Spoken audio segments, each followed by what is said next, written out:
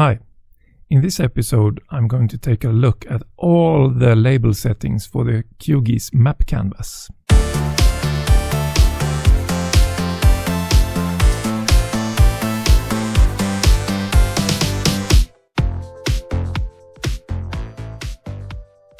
So, to start with, there are a lot of settings for labels, so it's quite possible I will miss a few, but I will try to cover all the settings for all kinds of labels for the map canvas. So no labels for the layout, but only this map canvas. I will start with some general settings and managing of labels, and then I will go into all the individual settings tabs and go through them.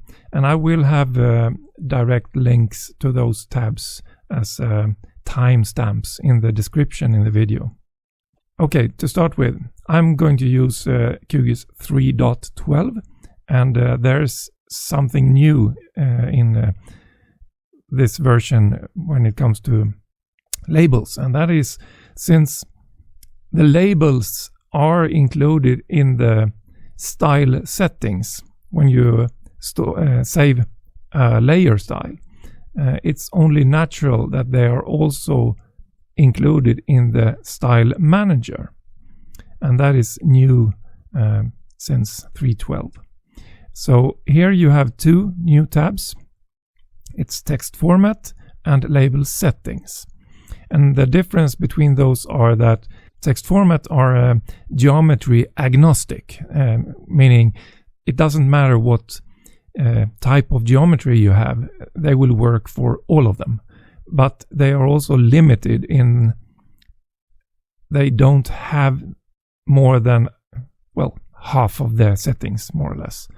So you can specify the font, formatting, buffer, background, and shadow. But that's it. If you want to have more settings in your styles, you need to apply it to a geometry type. So in the label settings, you can create styles for point labels, line labels, and polygon labels. And then you get more settings. And of course, as with any other style, they can be connected to a tag.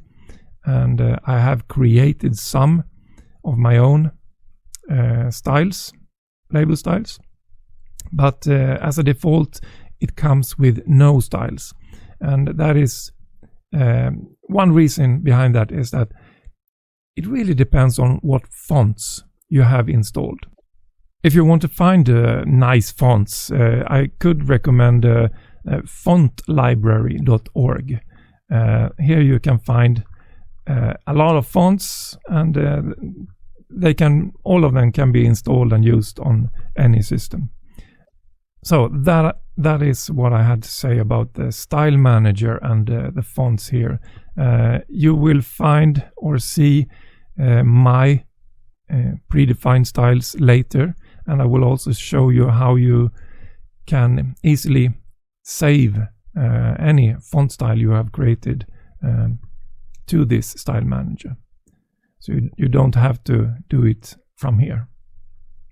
Another thing, in the settings, there are some options for font, but none of them make it possible to change the default font when you create a label. So that is depending on the default font in the Qt settings, and there is no easy way to change that.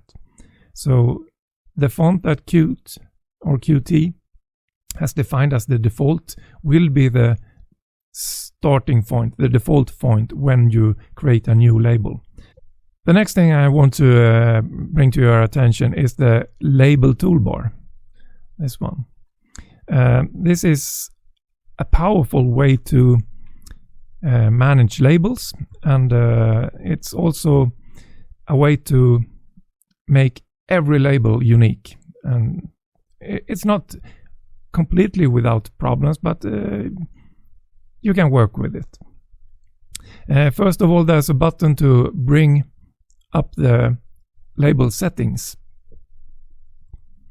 And in this case, it means the style panel with the label settings selected.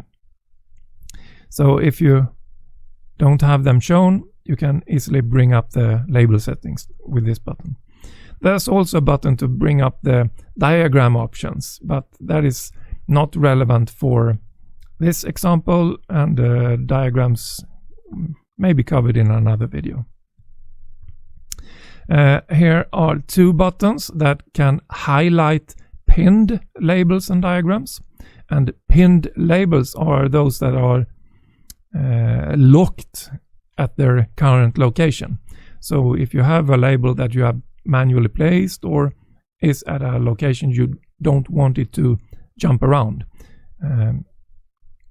then you can pin it, and this will highlight any pinned labels. So right now I don't have any pinned labels.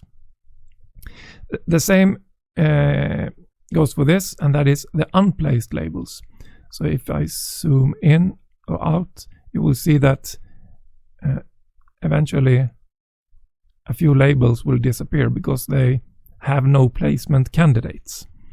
So I can press this button and the unplaced labels will be shown in red.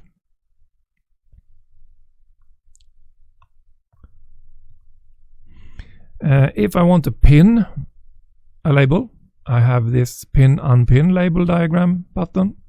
I can show and hide them, I can move them, rotate, and change the label properties. All of this is possible because of the auxiliary storage function in QGIS. This is a database that is stored together with the project, and it references any layers that have this activated. And you can do this manually here and create auxiliary storage for this layer, but this label toolbar can create this automatically.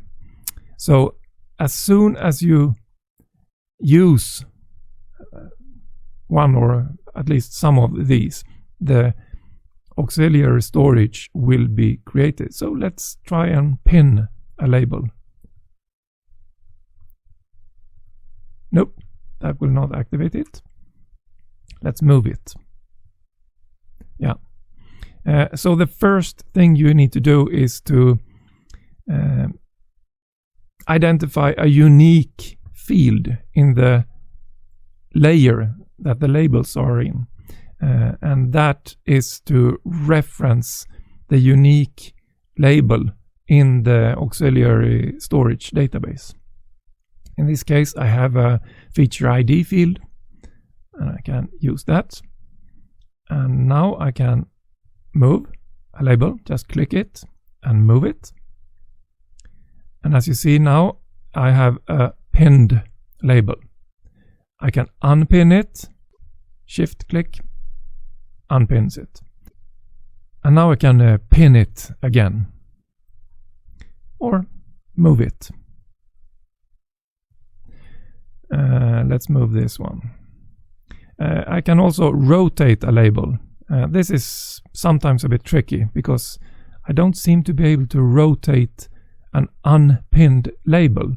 So first I need to pin it, then I can rotate it. Not sure why that is or if it's intentional, but at least you can rotate any pinned labels. So not this one, but if I pin it, I can rotate it. And I can move it. And I can unpin it. Like that. I can also hide labels by using this tool. Just click on it and it will be hidden. If I click the button, I will bring it forward. So this toggles it. If I shift and drag I will also hide it. Not sure if I can shift and drag over. No, I need to click the shape to bring it forward again. And the last button, I can change a lot of the styling for a label. So this label, I can change the font to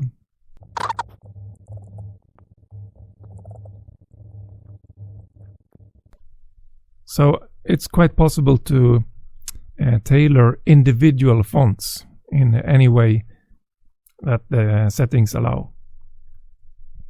And of course you can still move it, or you can rotate it any way you like. Okay, so let's go back to the layer properties.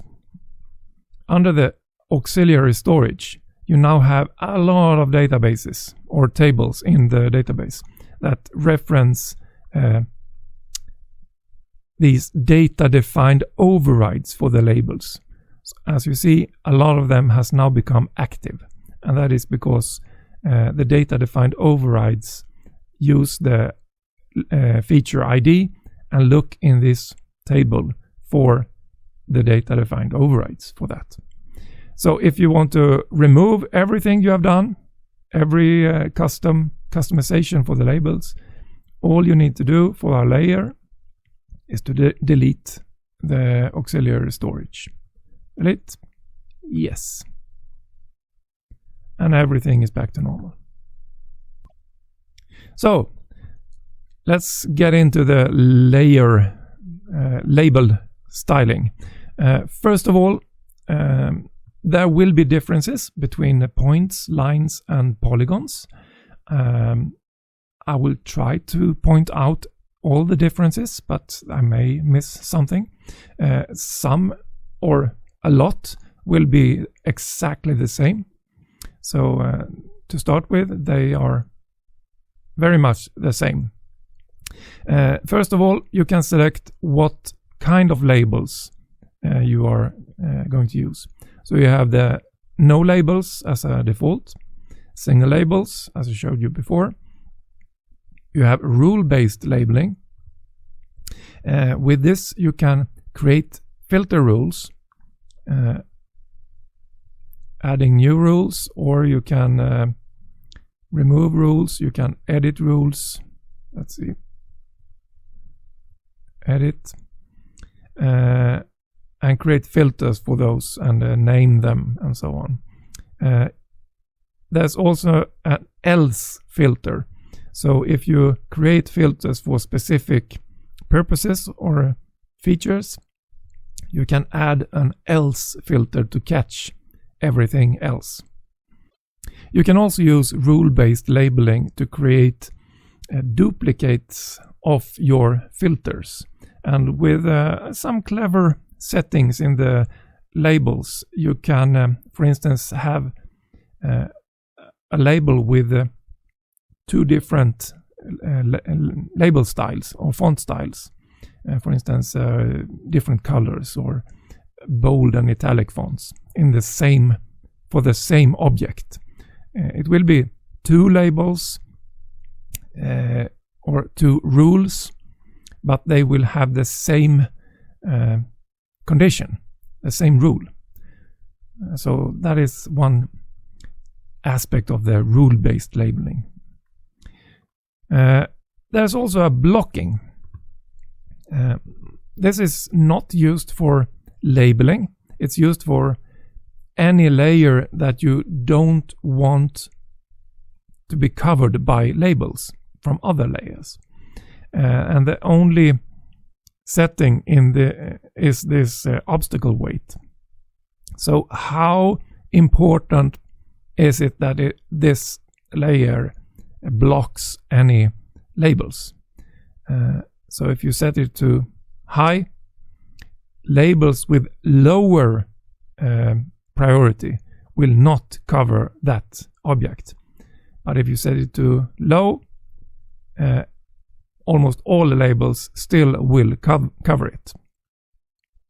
So with that in mind, you can guide which labels are allowed to cover certain objects. But for this video, I will use single labels. The value that you are using is normally a field in an attribute table, but it can also be an expression. And you can use the expression dialog to build your label. So, for instance, I could use to say FID, add the FID, and then add maybe a new line,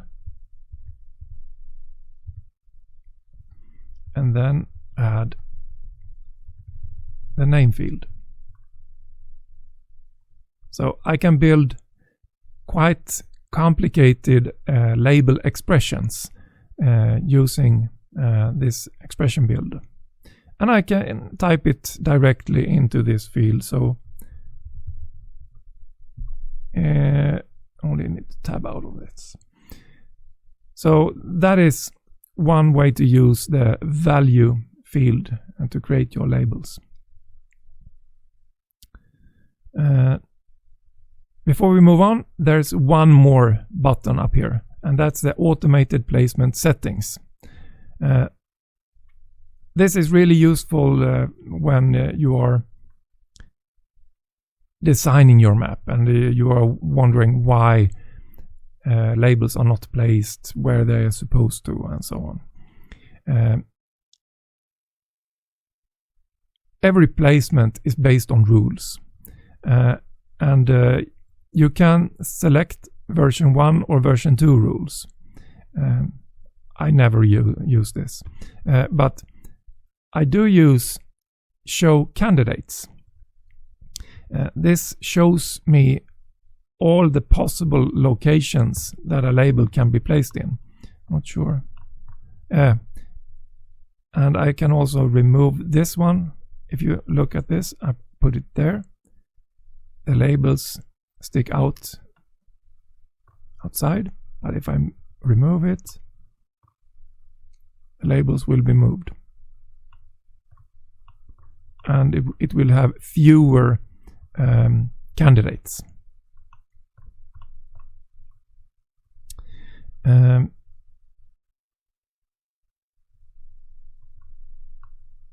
Let's move that away. This is also a place where you can show unplaced labels in red. If you want all labels to be shown regardless of the rules, you can activate that here. If you want to change the number of candidates, you can do that as well. This only works for lines and polygons. But if you find the map being slow to render labels, reducing the amount of candidates will speed up the map, but it will also mean that it's harder for QGIS to place all the labels since there are fewer candidates. If you want to reset everything, there's a button here to restore to defaults. Okay, let's go into the tabs. So first there's a text tab. This is where you select your font, and this is where you will find the Qt default font. Every time you start to create a label, it will be set to the Qt default. You can change the style, and that will depend on the font. So if I go with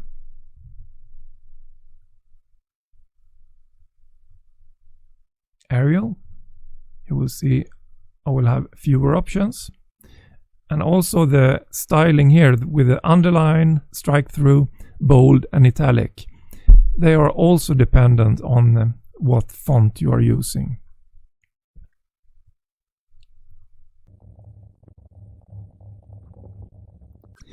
You can also set the size of the fonts.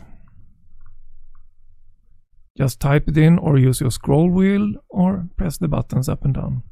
The size can be in millimeters, points, pixels, meters at scale, map units, or inches.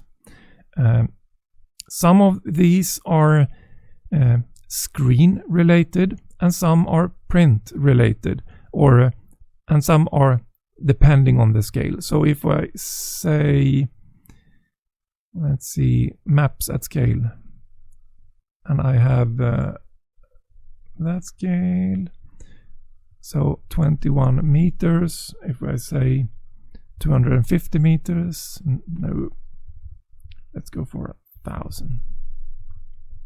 Now when I zoom, labels will keep their relative size to that scale.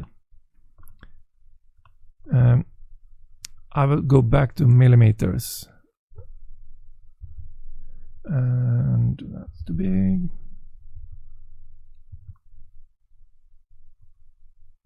Or did I use points? Yeah.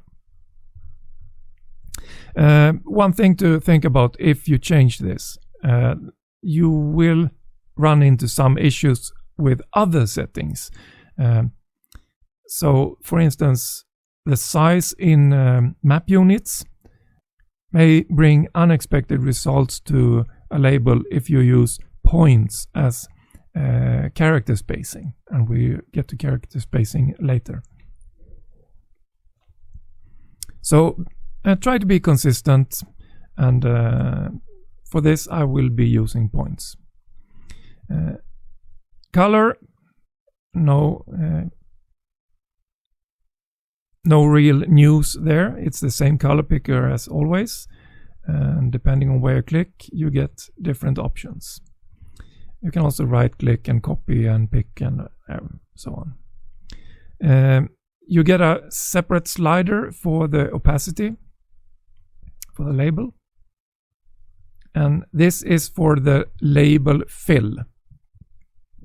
So it is connected to this color selector, and you don't have an alpha selection in the color picker, so you have the opacity as a separate setting. And here below you have all my predefined styles, and they are either text styles or they are label styles, and that is this small yellow marker, and these are all the label styles that are applicable to point layers, since I am using a point layer right now. If I switch to my line layer, only line layer label styles and font styles will be visible. And if I have categories, I can choose from that, and I can type in something and search it. So, oops, elevation, for instance. And I can from here directly go to the style manager. If I create a font, I can also save those settings, and I can save it directly as a label setting or a text format. Give it a name and tags and add to favorites. So I don't have to design my labels in the style manager. If I have a map with a label I like, I can directly save it to my style manager. Okay, before we move on, there is one thing, and that is the data defined overrides.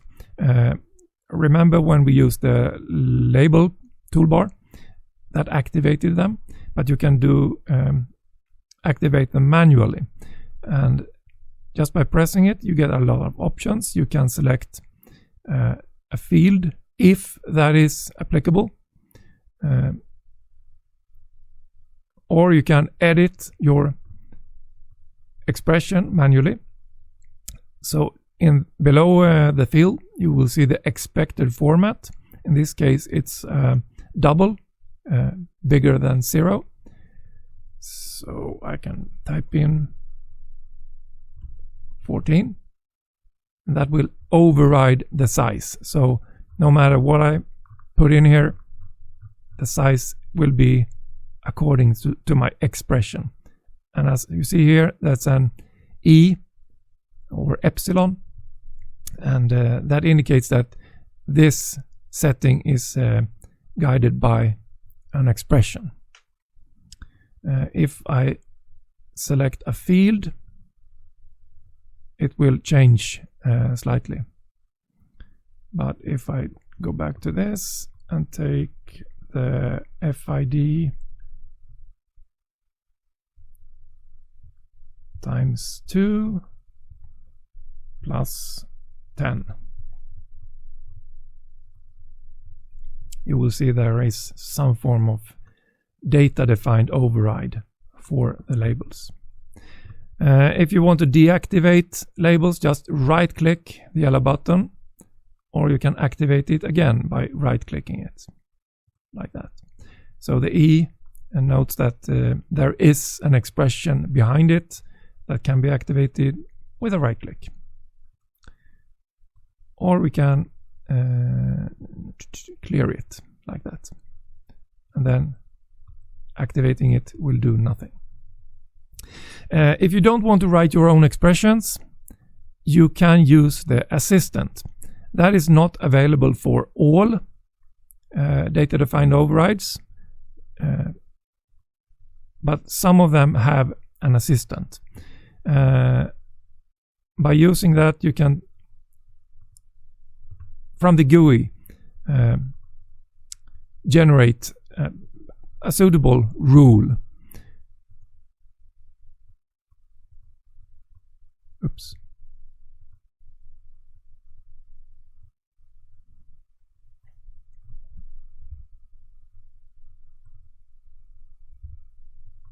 Like that. And you can play with those settings. This means that behind the scene, an expression is created, but you can work in a graphic user interface. So if I go into this one and look at the expression, it has been created for me. Okay, let's clear that. Moving on. Formatting. Here you can do change the case of the labels. So you can have all uppercase, all lowercase, or capitalize first letter. Now I already have capitalized first letter. So you can have all uppercase, all lowercase, or capitalize first letter. Spacing. You can change the letter spacing, and you can change the word spacing. Let's give it that can be negative as well. So if you want to have really close letters, that can be used. Another thing is kerning, and that is essentially some letters in combination seems to have a distance further apart than other combinations of letters. So if you have a font that is adapted to this kerning feature, that can change how the labels are presented. Generally, kerning is always nicer to look at, but for some instances it can be turned off. But it will require that the font is kerning enabled, and not all fonts are that. But kerning has to do with individual letter spacing to compensate for some letters that look weird when they are combined with other letters in sequence. Text orientation can be set to horizontal or vertical. It can also be rotation based. So if we activate rotation,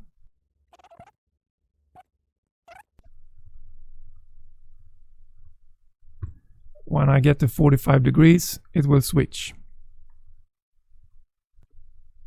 Blending mode, if I turn a background map on, and the layer label should be, let's just make it red.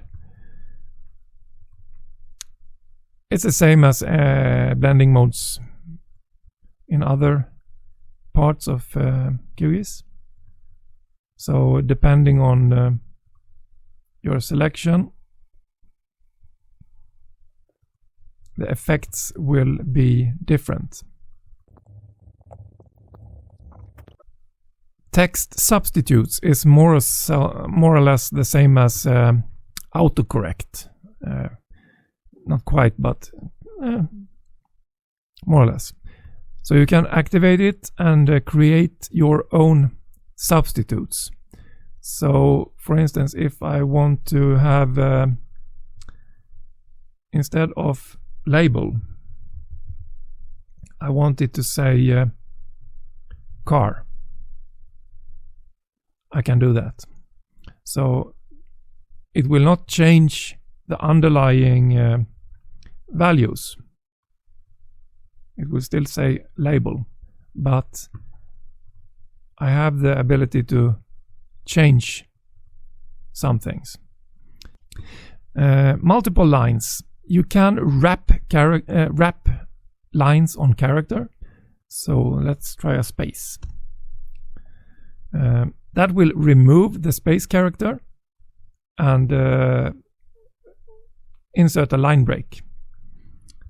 It doesn't have to be a single character. I can wrap on this.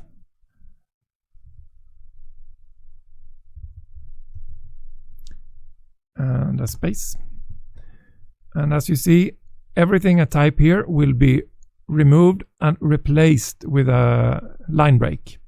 So the simple label will stay the same, but any label that includes this text will be changed into a multi-line.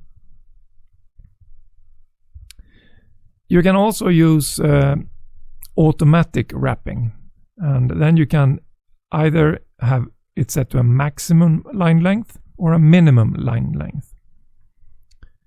So if we try maximum, 5 characters. So any line that is, or any word or string sequence that is longer than 5 characters will have a line break.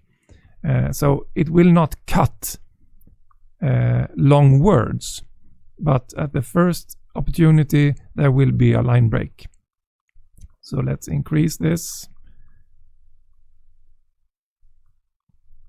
And using this you can play with it to get reasonable multi-lines for your labels. And the minimum and maximum line length options work slightly differently. So you can play with those settings. When you have a multi-line, do it like this, you can change the line height. So increasing it will increase the distance between the lines. It cannot be 0. It cannot be negative, but it can be 0. So you can have a really tight line distance. And the alignment for multi-lines normally follows the label placement. So let's change that. If we have a label that is placed on the center, it follows the alignment follows that label placement. This looks wrong, but it isn't, because that's an intermediate placement. So if I move it a bit more like that, you see it right justifies. But you can override it to make all center, for instance, or left or right. Let's see if we have a number. We can format it with decimals, or if we have a negative number, that will normally show, but not positive ones. But we can add a plus sign for positive numbers if we want that. Okay, moving on. Buffers. I already have buffers activated for this, but you can't see it because they are white. So let's change that to black. And also let's magnify this. The size of the buffer can be changed, and as with the size of the font, it can be in different units. So if you have points for labels size, it's reasonable to use points as size for your buffers, but you can mix and match.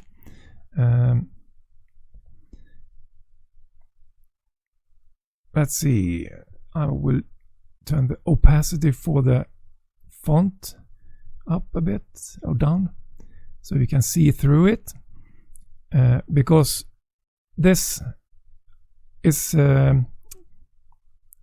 because this color buffers fill is not visible otherwise.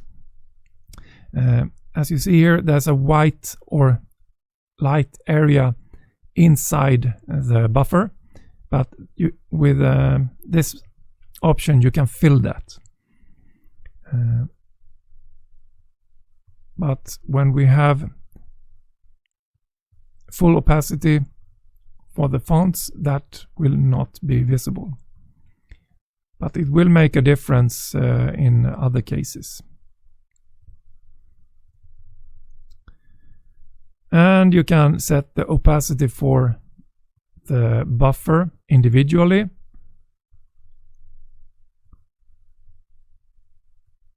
So the font color and the buffer have a separate opacity. Also, let's make this bigger.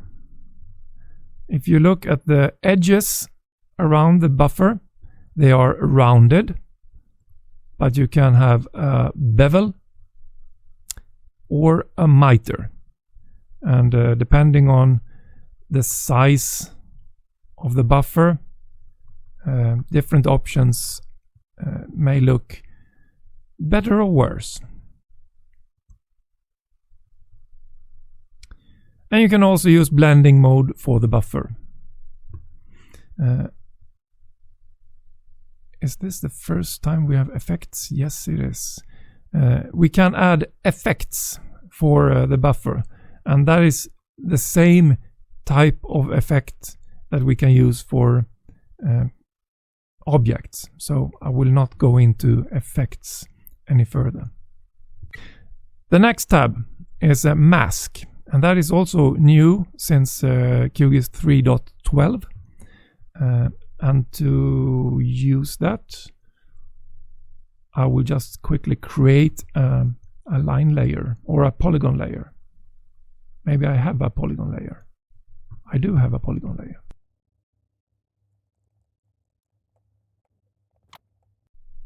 Masks are like a buffer, but it will not show up in your map when you create it.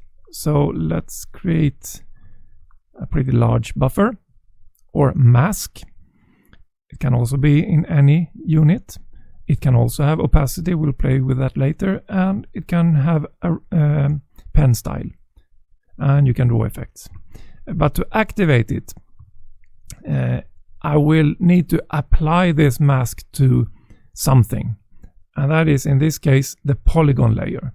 So in the polygon, I will go to the new mask panel and activate mask for this layer, and I will use the label mask, and that will mask out any parts of the polygon that is overlapping the mask for the label. I will quickly just change the style for this polygon as well.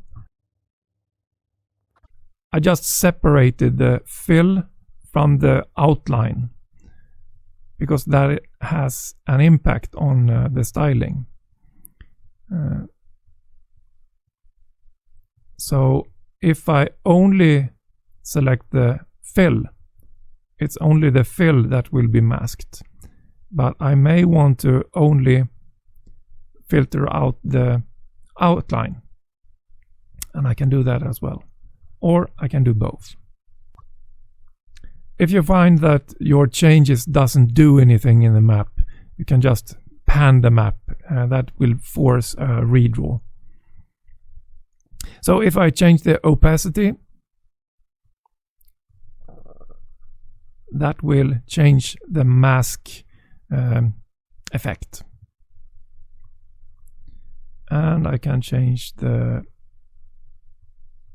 pen setting. Why didn't that change?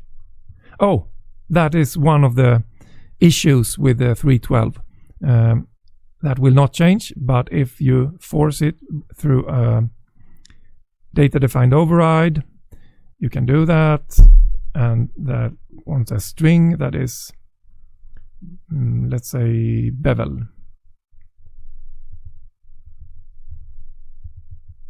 Like that.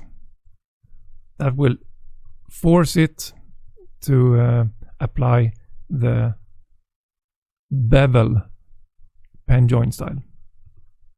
So hopefully this will be changed in future releases, but there's a workaround for now.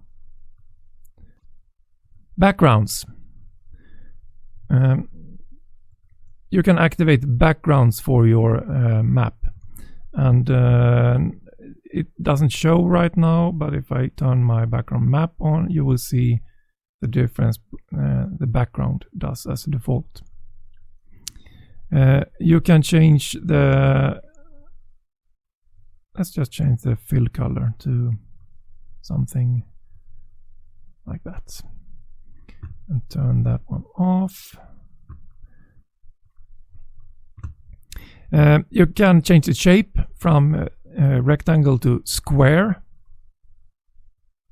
ellipse, circle, or SVG, and that makes it possible to take any SVG and use that as a background. I don't particularly like this SVG as a background, but you can use or create any SVG that you want and use that as a background, and it will scale to fit. You can also use a marker symbol, and then you have access to all the styling that is possible to apply to a marker.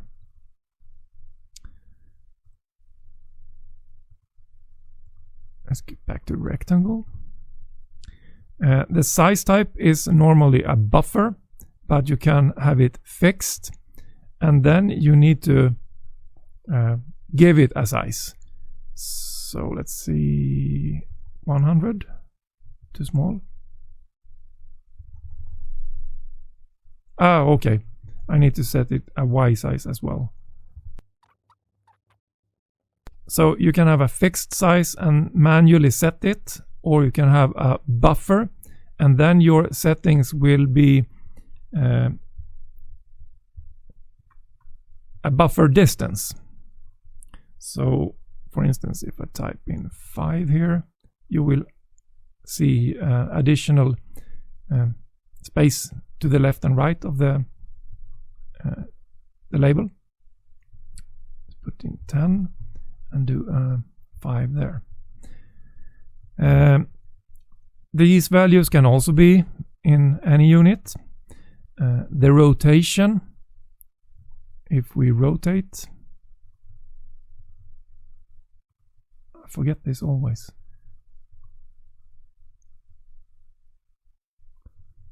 If we rotate it, it follows the label, but it can also be fixed. So any rotation doesn't matter. Or you can have it offset from the label, and then you can put in an offset manually. So no matter how you rotate your label, the background is rotate or offset in rotation. You can also offset the background in X and in Y, like that. So if you want to create extra space on one side for any reason, you can do that.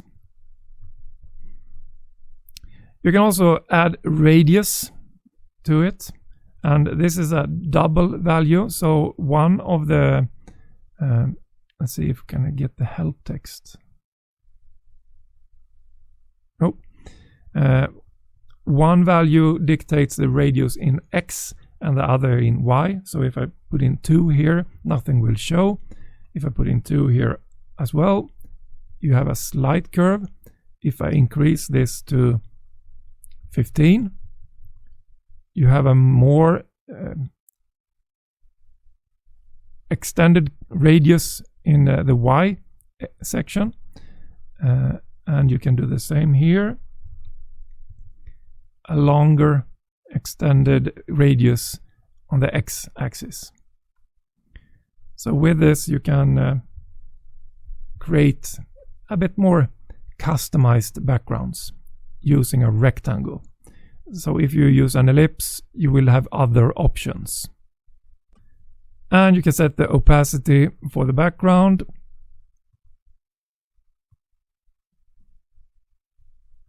And blending mode. You can have a stroke for a background, and that can be with different pen styles. And finally, you can also add effects to your background. Shadow. Drop shadow is pretty simple. You can select to draw the drop shadow on the lowest part of the label. In this case, it's the background. But you can also draw it under the text or the buffer. If we magnify this, you can see the difference between the text and the buffer. So you may want to have the drop shadow visible around the text and not behind the lowest label component if you are using background. The shadow can be offset in any direction. So you can type that direction in manually, or you can use this little knob. You can also change the distance. And you can also use global shadow. This has also to do with rotation. So right now, if I rotate,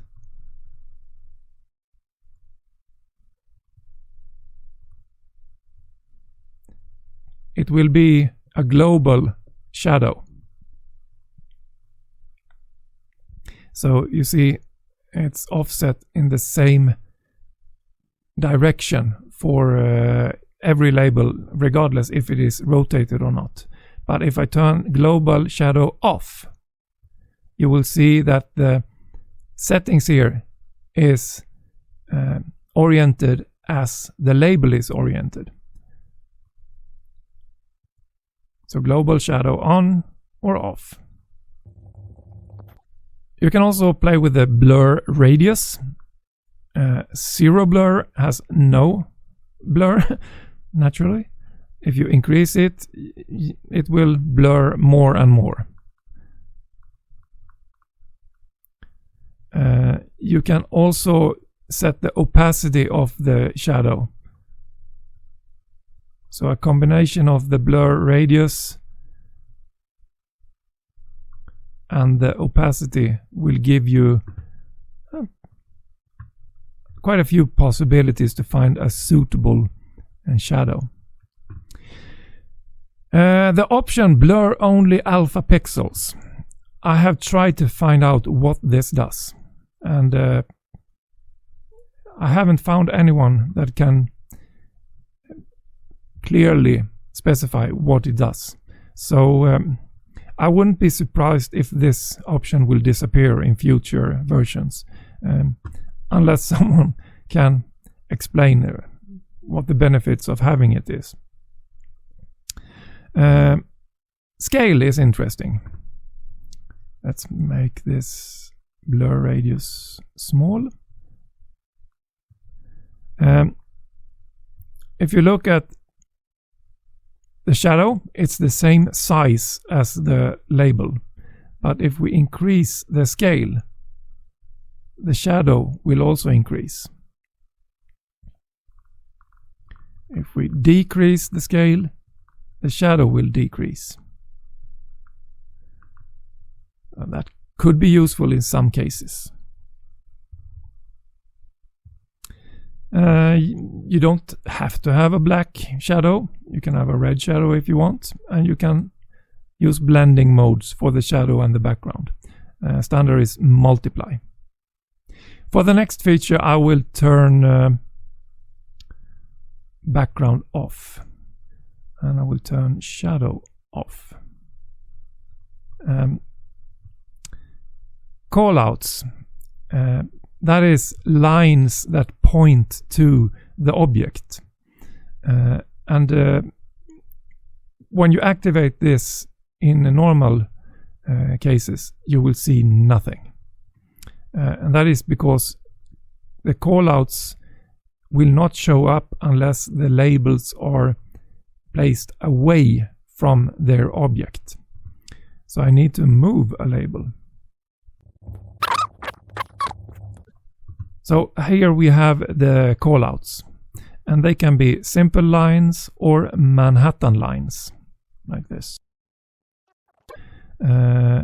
You can change the settings for minimum length. So let's increase this until something happens. So a label needs to be placed at a certain distance from the objects to be drawn. You can offset it from the feature. As you see now, they are pointing to the center of the object, but I can increase it like that. Could be nice. And if you need to, you can also offset it from the label text. And you can style the line as any line. So for instance, you can change it from simple line to an arrow.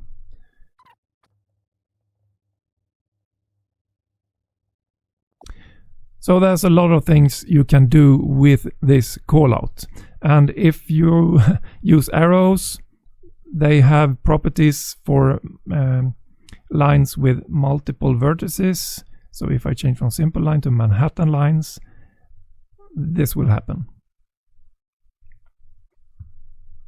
The next option here. I need to change to polygons.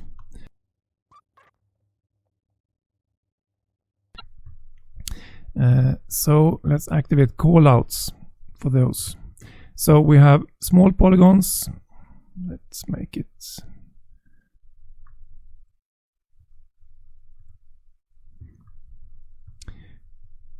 a small polygon, a big polygon, and a multi-polygon. I can select to draw lines to all feature parts. So for instance, this is a multi-polygon, but it only has one callout. But if I activate this, the label will have callouts to all the feature parts in the multi-part geometry. And when I have something other than point layers, I will have the option to set the anchor point. The default is pole of inaccessibility for polygons. For lines, I don't think I have that option. No. But for polygons, I have the option to change the anchor point to point of on exterior. It will just take the closest part of the exterior and point to that. Or it can be just a general point on the surface. I'm not sure what that is, but I suspect it's the centroid. Placement is depending on the geometry type, and but not as much as you may suspect. It can be placed around the point, and that option is available for other geometries as well. It may be worded a bit different. It can be offset from the point. That is also available in other geometries. And the difference between those two are around the point uses some form of algorithm to select the location. So if we turn on the candidates, you can see the possible candidates for this placement. And if I change it to offset from point, you will only get one candidate. So this is a way to manually select the candidates. And as you see, for some candidates, it will conflict and make some labels not show up.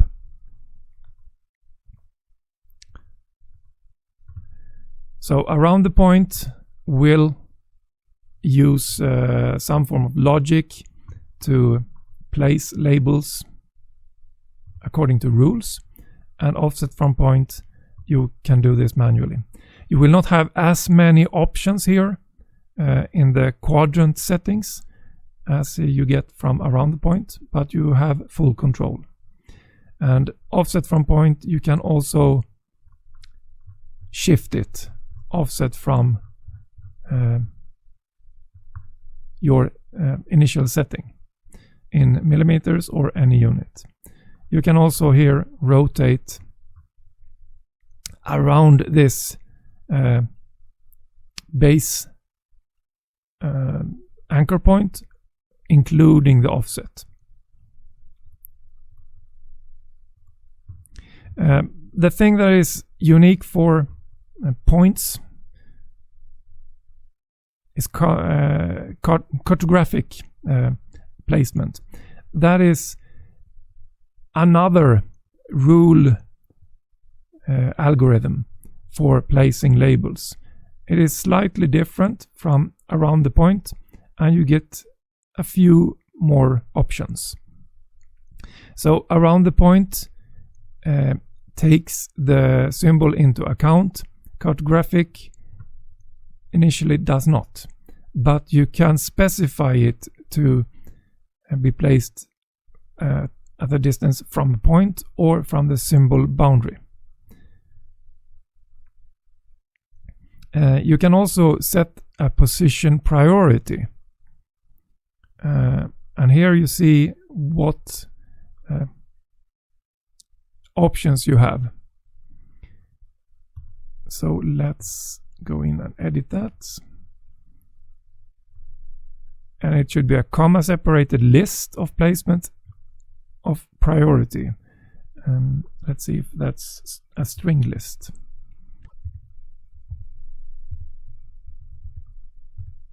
Okay.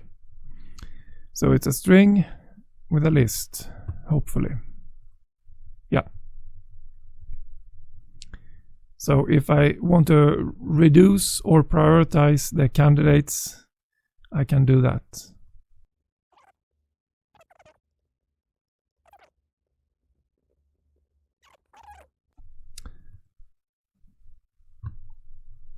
So that is cartographic placement.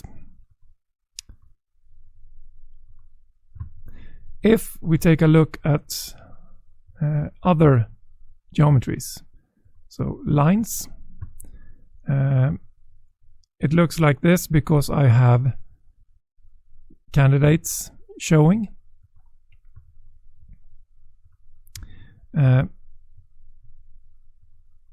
We get a different set of settings. So parallel or horizontal. Parallel, it tries to find somewhere on the line that is reasonably straight and place the label parallel to that. You can also set it to horizontal, and it picks a point probably on the center of the line and places the label there. Curved, the same thing, but it curves the label along the line. And you get a few different settings here. So horizontal have the least settings. Repeat, I will get back to that. And overrun. So for instance, here we have a really short line. Horizontal, it will print it, but if we go for parallel, it will not print it because it has no overrun. But if I increase that, it specifies an overrun distance. How much is a label allowed to stick out? Increase it, and there it shows up. So it's allowed to stick out 16 millimeters.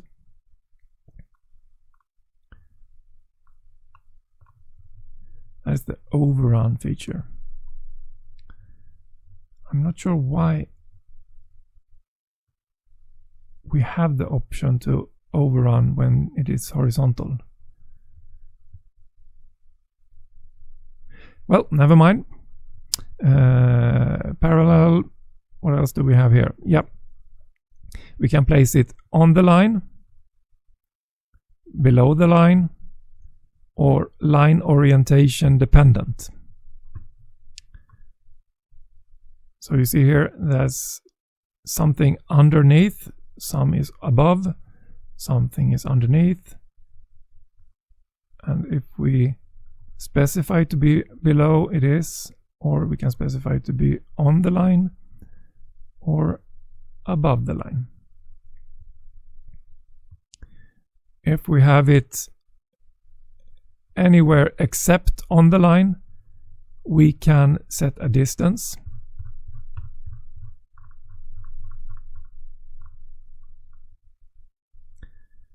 And we can set a repeat. So if we have a long line, we may want to have the label repeat at some interval.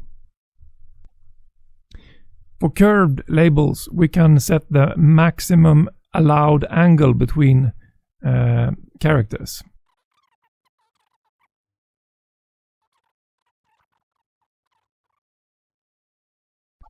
So by increasing the angle, allowed angle, I can increase the number of candidates available. Let's take a look at polygons. Here we also have horizontal. That's straight up in the middle. We can have it offset from the centroid, and now you recognize these settings. It's more or less a point placement method. So the centroid is the generated point. And the same is about this, around centroid. That could be around the center point. So those two options are the same as a point placement. Horizontal, we also have that in the line. Horizontal, but there we had a few more options because of the line characteristics. However, this overrun feature was pretty much useless when using horizontal. Then we have free. That allows a rotation. So QGIS tries to find a way to rotate the label to fit inside the polygon. It doesn't require it to fit. That can be set in another settings later on.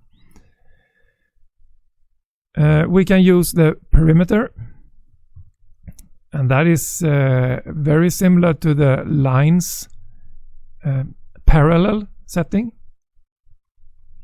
And then we can use perimeter curved, and that is also like the lines curved setting. So polygon really hasn't a lot of unique settings for labels. So if you know how to label, use the settings for points and lines, polygons is no different. So for any geometry, we have something that is also reasonably new, and that is the geometry generator. We have been using geometry generator for layer styling, but now it's possible to place the labels with a geometry generator. So for some instances, it could be interesting to know that you can change the geometry for any layer regarding the label placement. So I could generate a line here, for instance, project it from the point to an end point somewhere and generate a line. Regardless of the geometry, you can also have a data defined placement. So you can define the anchor point for the label by X and Y, and you use an expression to do that. So depending on the geometry, it can be a point, a line, or a polygon. It doesn't matter. Your expression is supposed to generate an X and a Y placement. The same for rotation. You can generate a rotation as a data defined override for each label. We have this priority here. So let's see if we add the polygon.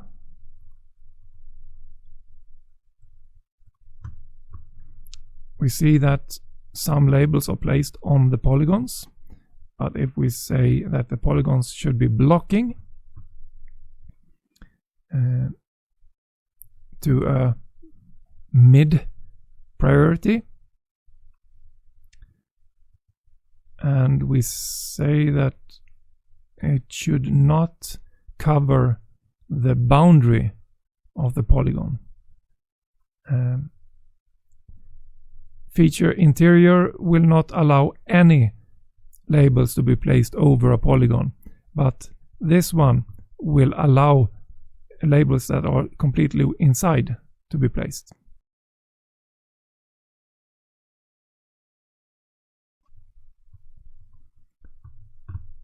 So if we use lines,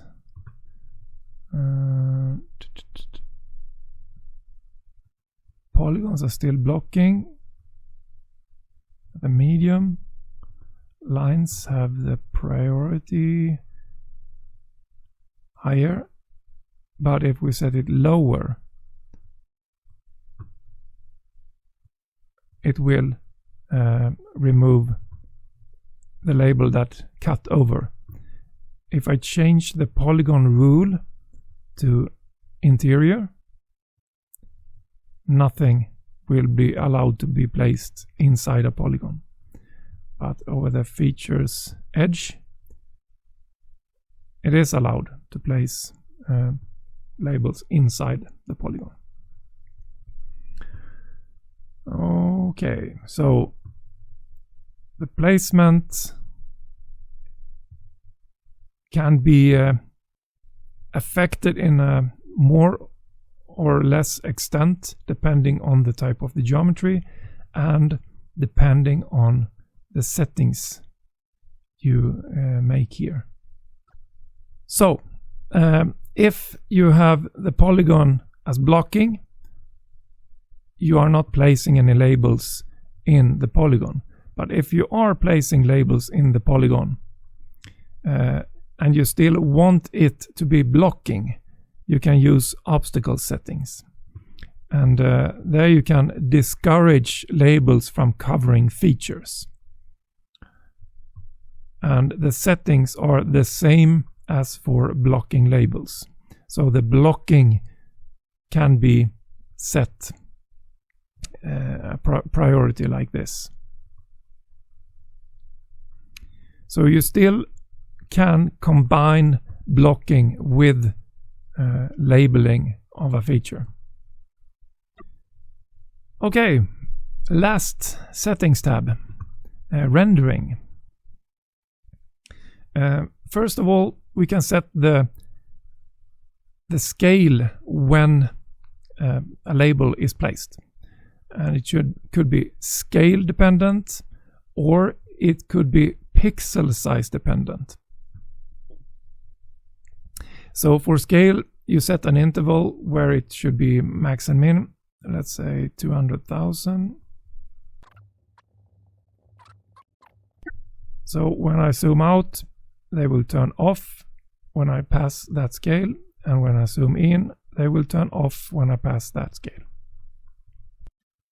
Okay, for this to work, I need to have data in a projected coordinate system, and I need to have size set to map units. So let's make it between 30 and 100 pixels. So if I zoom out, when the label reaches 30 pixels, it will disappear. And when I zoom in and it reaches 100 pixels, it will also disappear. So that is one way to control the label rendering options when you have label sizes in map units. Labels can also be rendered according to a Z index. So for instance, if you have a layer with labels that you really want to be shown on top of other labels.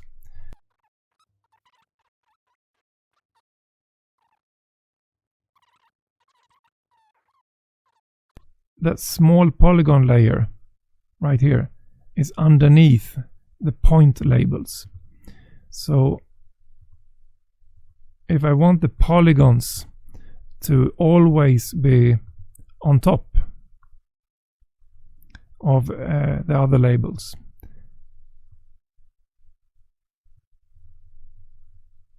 it doesn't help to place the polygon layers on top. But if I change the Z index from 0 to higher.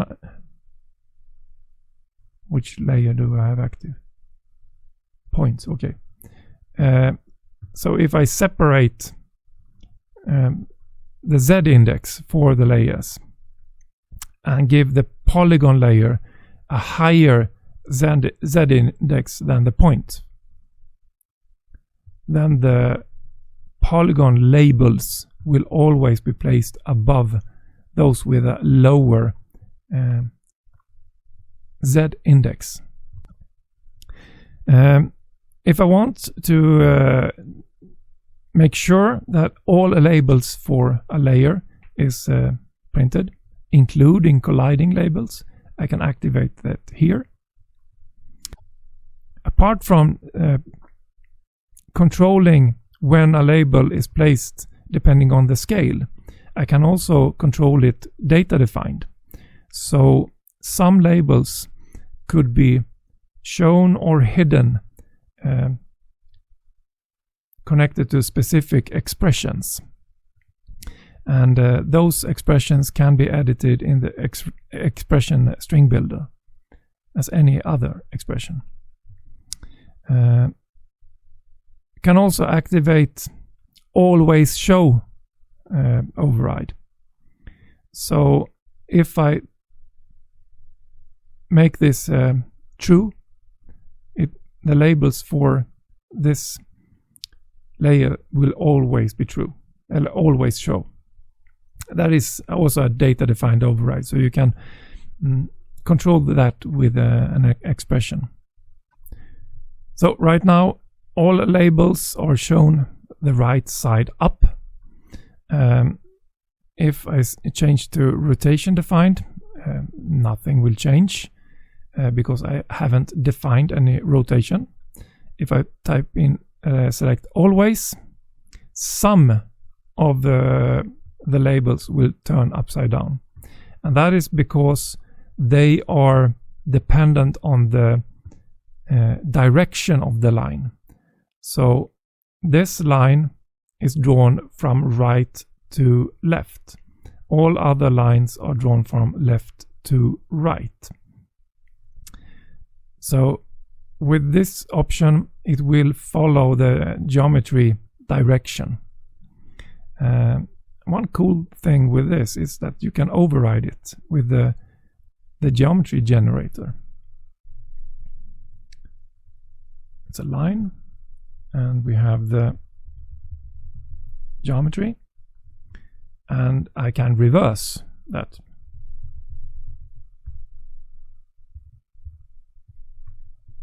And now all lines that are drawn in the correct direction got their labels switched. And if we activate the points and rotate them, so let's pin a label.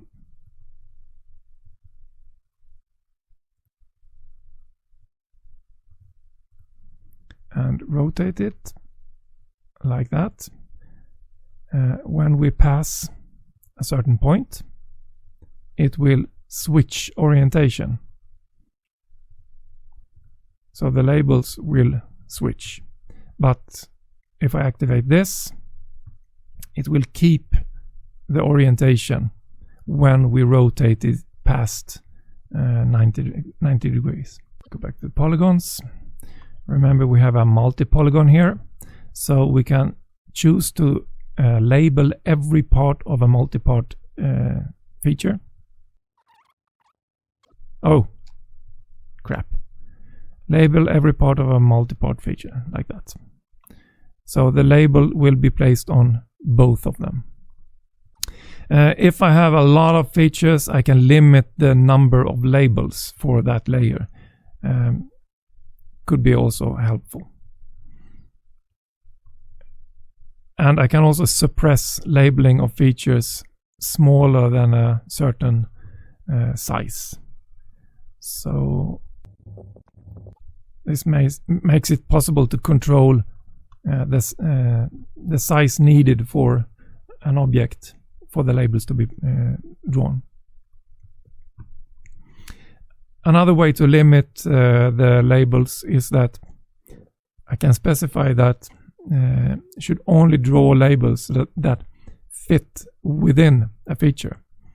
And you need to balance that with the placement options. So around centroid only gives that many placement options or candidates.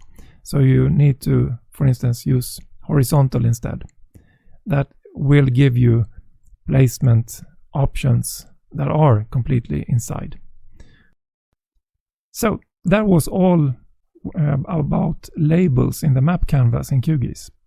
And if you managed to reach the end of this long video, I congratulate you and hope to see you next time.